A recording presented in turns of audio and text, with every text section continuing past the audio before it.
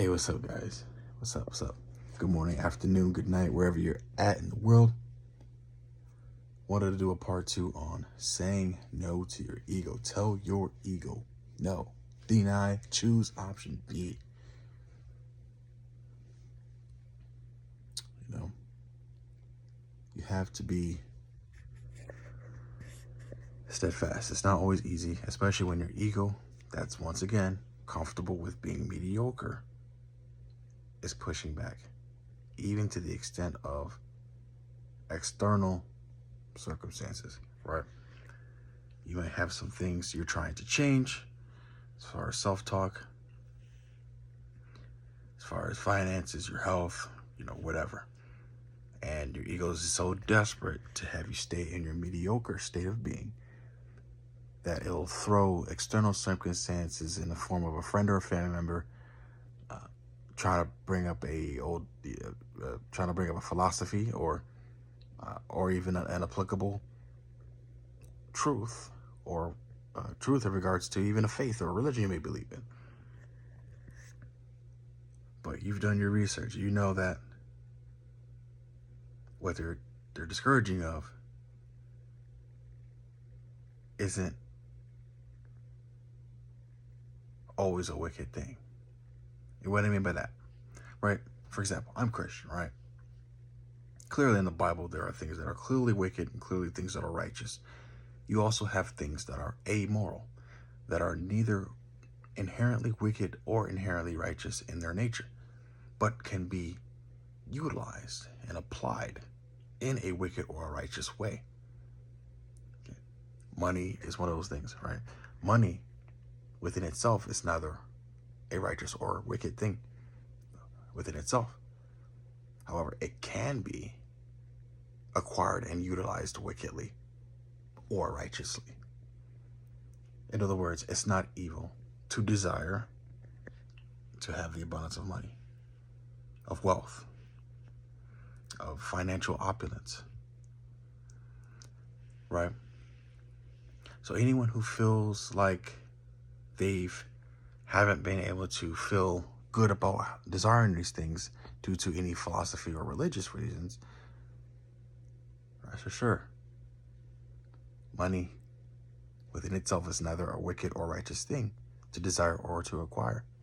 Okay? In my case, the only things that are spoken of is not acquiring it hastily, because that leads to trying to acquire it wickedly, and also being a bountiful giver as well, and not placing your treasure on it. In particular, you're not placing your treasure on earth, but having your treasure in heaven, right?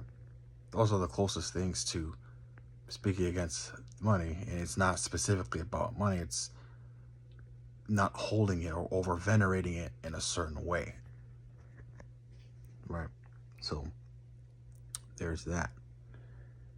And I felt compelled to say that because I know amongst fellow people, fellow Christians, fellow subscribers of my faith, many deem the principles that are often associated with the teaching of the law of attraction as a wicked thing outright.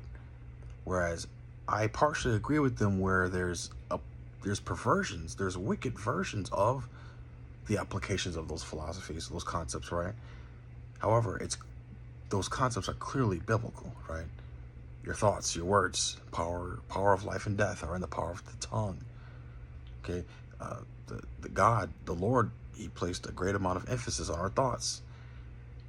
In Genesis, you'll see that He counted man's thoughts against them, right? So He cares about thoughts. Thoughts are important. Words, one of the worst sins you can commit, are committed by words spoken. And then acting as if, believing and receiving. Whatever you ask the Father of my name, you shall have, right? And that's the result of the combination of biblical truth and man-made interpretation being commingled. That's caused this confusion that I'm assessing has led to this misunderstanding of these applications. So there's that. So for any fellow Christians or religious people that feel like they're not able to fully allow themselves from a conscious standpoint to apply the aspects of, having corresponding positive thoughts or believing as if, be at ease. Be at ease. Okay? Especially if what you're asking for is a good thing, or at least an amoral thing that's neither wicked or righteous, you're good to go. And even then, many will say that the concept of good and evil is subjective or objective. It's a matter of belief. Now, to continue on, I made that point also to not, once again, say no to your ego, to not let your ego, internally or externally, stop you from having positive self-talk, from holding the vision for the things that you are claiming you are deserving of. Your I am, right? If you know that your I am is valid,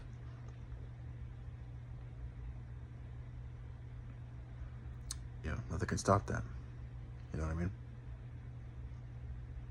Like I said, there's no scripture I can think of or anyone can show me in my respective faith that could convince me that being poor and not having enough is a virtue, right? Because the way that my fellow faith subscribers would say, they would say that they would heavily insinuate that the way that they speak against the concepts that are often associated with LOA that also happen to be biblical again. It's just a matter of intent and application, really.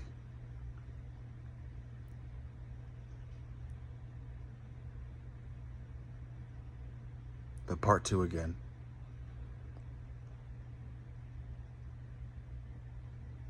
Had some pain today with my dental area I mentioned the other day. Remaining steadfast, right? Denying, choosing option B.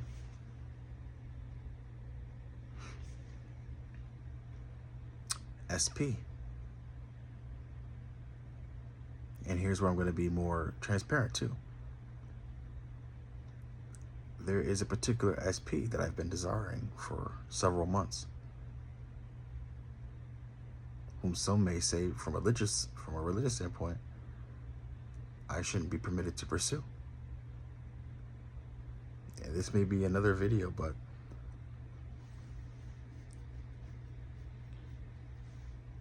we were created with such a huge respect of our given autonomy by the Creator. He created us with respect to our autonomy to choose what we want to say we are and how we want to carry ourselves, which is another reason why he has placed such emphasis on words and thoughts. So I say that in other words to say that even if what you were saying you were wasn't in accordance to what is righteous, you were created with a certain level of respect and autonomy to still elect those things.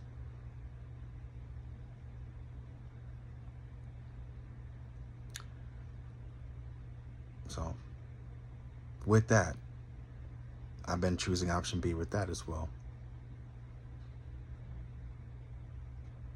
And perhaps that is why, or a contributing reason why SP I've been putting myself in alignment with has been delayed, because of perhaps a dormant thought like that.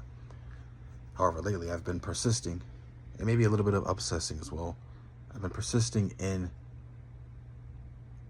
maintaining, nope, that is the person I'm with. That's the person I desire. I'm intrigued by that person, and I'm going to maintain that they're also intrigued by me. They can't stop thinking about me. They want to be with me. They want to be my partner.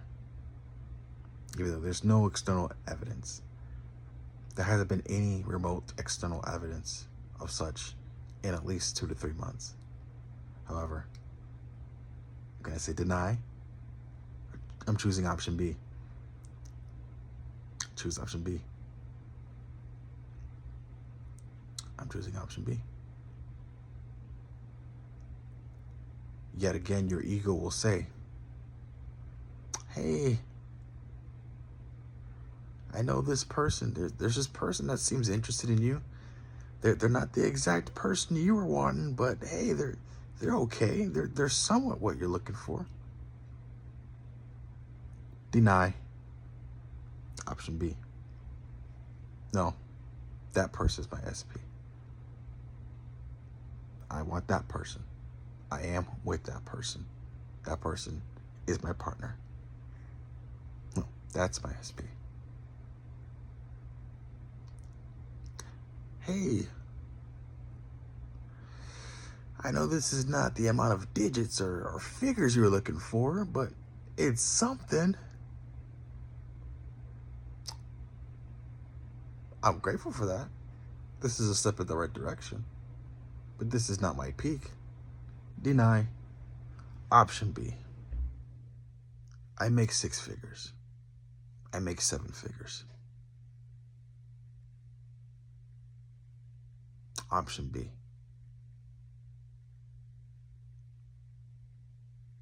Oh, hey,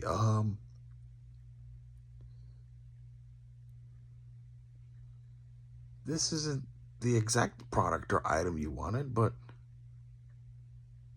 it's kind of the product. It's a great value version of what you were looking for. Deny. Option B.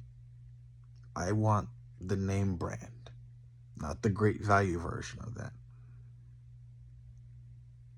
If I wanted the great value version of that, I would have picked the great value version of that. I want the actual name brand. Deny. Choose option B. If you allow your ego to do so, it will keep you complacent. It will keep you satisfied with being broke and poor, with being fine with only having enough, and just skating by and never thriving. And you have to have the fortitude to keep denying and choosing option B, regardless of any internal and external. Because the ego, once again, it'll start off contrary in thoughts. You're trying to update your self-talk saying, I am successful. I am an overcomer. I am a thriver. It's going to say, you're not. No, you're not. No, you're not. If that doesn't work, it's going to throw random external circumstances in the form of a friend or a family member saying something to you to throw you off. A random bill out of nowhere to throw you off from the financial positive statements you're trying to say about yourself. It's going to try to get you back desperately in the form of external reflections.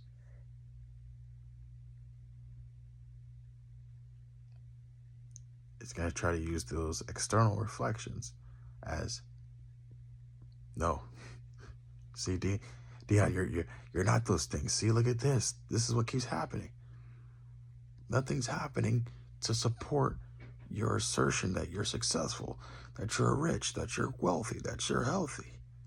These bad things keep happening. And like Eric said, you got to keep deny. Option B.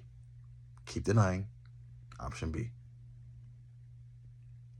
Steadfast. Steadfast faith. Just like the Bible preaches. Right? Steadfastness. Not letting nothing get in the way. Like me, like you gotta get to the point where we have 8 billion plus people, right? I'm almost curious. I almost want to Google the amount of people that are successful.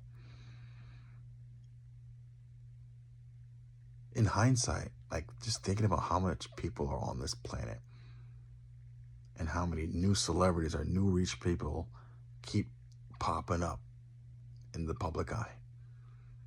There's just way too many people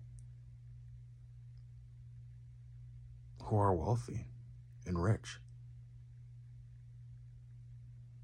for me to think that I also can't partake in that. It's way too many people. Like you need to get like that. You need to, and the cherry on top for me was seeing people become rich through social media. Regular, normal life people. It used to just be, hey, you got to become famous through whatever profession you're in, like a music artist, sports player, newspapers, classical medias, forms of media. But now anybody could become rich and famous if they are engaging in a niche that is appealing enough to the public eye. Regular people. So you need to get like that. It's too many people. To go back to the SP point as well. I've mentioned this a couple times before. Because I know there's been people, including myself in the past, who have had success with manifesting certain things, but not others. And particularly other people in the form of romance. You have to remember, here's the logic that helps me.